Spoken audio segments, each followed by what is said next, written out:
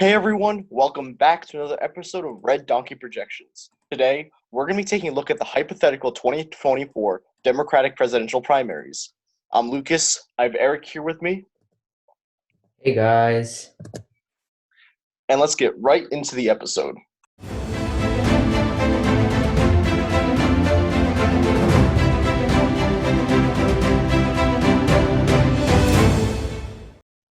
So for this video, we chose to select four candidates.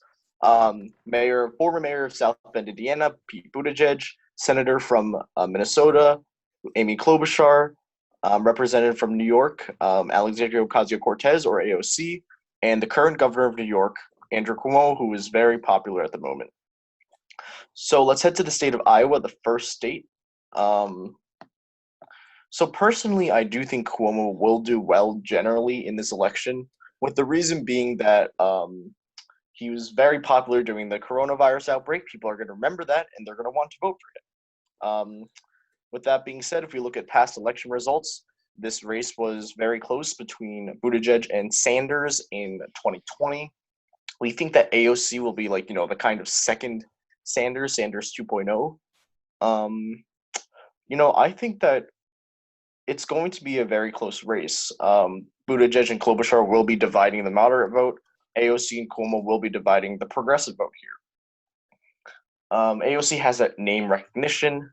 I do think AOC, Cuomo will both do pretty well here. What do you think, Eric? Yeah, I agree with giving AOC 9 and Cuomo I can't see because your mouse is on top of it. Oop, 9.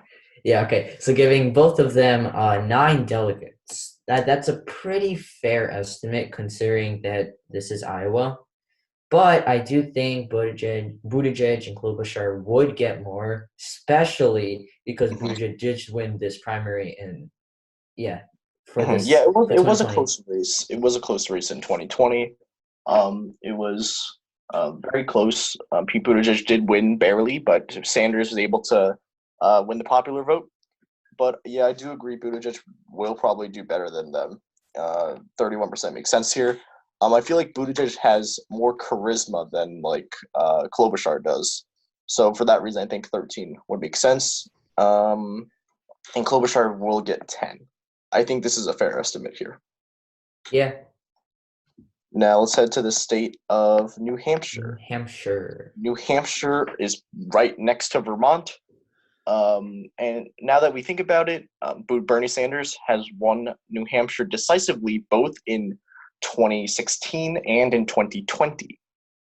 Because I think if AOC can get an endorsement from Sanders early on, this will greatly benefit her, considering how close Vermont is right next to New Hampshire. Remember that Bernie Sanders was the former mayor of Burlington in Vermont, and he's the current senator from there. With that being said, I do think that AOC will win this state because they have the more voters that are on the left. So I think AOC can probably get.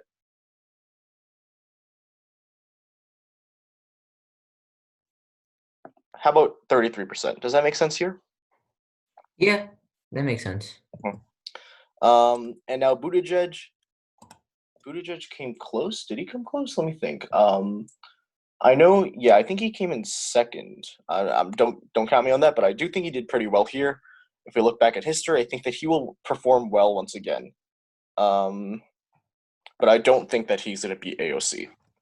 Another thing to keep in mind for this video, we are disregarding the VP pick because Amy Klobuchar is a possible VP pick for Vice President Biden. We are choosing to ignore that for this video. Now, New Hampshire is also very close to the state of New York, which is near Andrew Cuomo's home state of New York.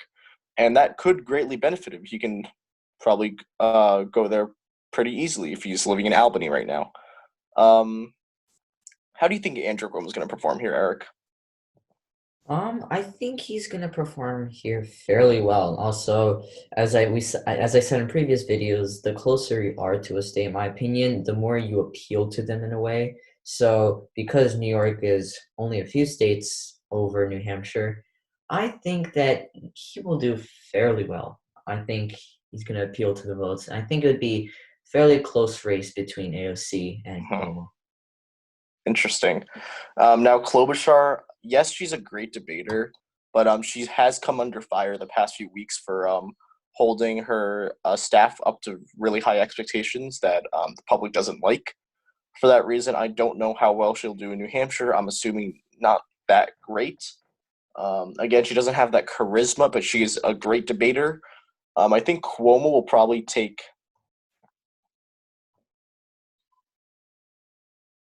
six. Six makes sense here. Yeah. Cuomo will get six. Klobuchar will get three because Minnesota is pretty far away from New Hampshire, which may cause some campaigning issues. So, yep, those are our final numbers. AOC will take the state of New Hampshire. Now to the state of Nevada. Nevada was won by Bernie Sanders in 2016, quite decisive. 2020, quite decisively. I think AOC will kind of be that second kind of thing. Now the issue is we don't know if people are going to vote for the progressive. That's been kind of a huge issue. This is why Bernie Sanders didn't do well in 2016. He didn't win in 2020. I think Democrats aren't really that comfortable with having a socialist. Now, I think AOC will probably tie this one with Buttigieg, probably split the moderate, because the Democratic wing is pretty fractured between the progressive Sanders wing and the moderate Hillary Clinton, Joe Biden wing. So I do think that AOC will probably tie Pete Buttigieg in the state. Although I do remember Sanders decisively winning the state of Nevada, I think that it will be likely a tie between AOC. Actually, I think AOC is going to win. I think AOC 12, Buttigieg 11. That makes sense. Because I do think that AOC will be, this 2.0 kind of Bernie. Now Cuomo, who's less far to the left, I do think that Andrew Cuomo will perform well here. I do think he'll perform well in every state as well because of his New York influence, how people see him after the coronavirus outbreak, and how much positive feedback he got. And for that reason, I do think maybe.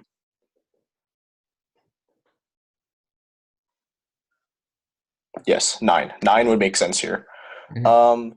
So Eric, do you think it's fair to give Klobuchar 4? Is that a fair estimate, or am I Yeah, under? actually I was thinking of for myself. That's a very fair estimate Mhm. because first of all, as we said, she doesn't have the charisma as much, and especially in Nevada, I don't think, in my opinion, that voters would appeal specifically to this Democrat. And yeah. And also, I do want to say really quickly, these first four states don't really dictate the rest of the race. If you look at 2020, Joe Biden did terrible in the first 3 states until his 4th one. So really, the race can change at any time. Like Super Tuesday basically changes everything, which will be our next video. Now let's head to our final state for today's episode, which is the state of South Carolina. South Carolina was Joe Biden's stronghold. He won many African American voters here. And you know what I think? I think if Joe Biden does endorse Pete Buttigieg, let's assume that Joe Biden doesn't win in 2020. If he endorses Pete Buttigieg here, he's going to have a lot of that support because a lot of people did vote for Joe Biden. This kind of shows how important endorsements are too. In 2020, Joe Biden got the support of Jim Clyburn, who is currently the whip in the House. So, now that you think about it, Joe Biden honestly didn't. If he didn't have Clyburn's endorsement, he likely wouldn't have won. You look at the statistics, and many voters made up their mind after Clyburn's endorsement. So I think if Joe Biden doesn't endorse Pete Buttigieg here, I feel like he will do well with those African American voters, and I do think he will be able to carry the state. Mm-hmm.